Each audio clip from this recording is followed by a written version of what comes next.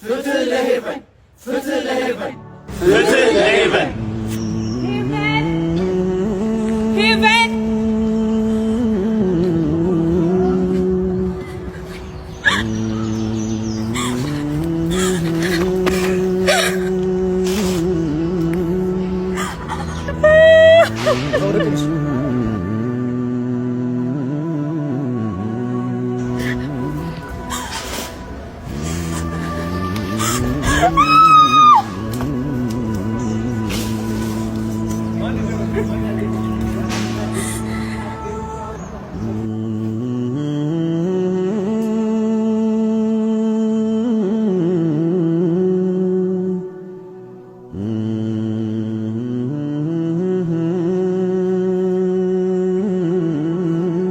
አሁንስ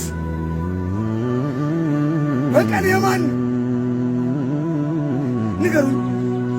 በቀል የማን ነው?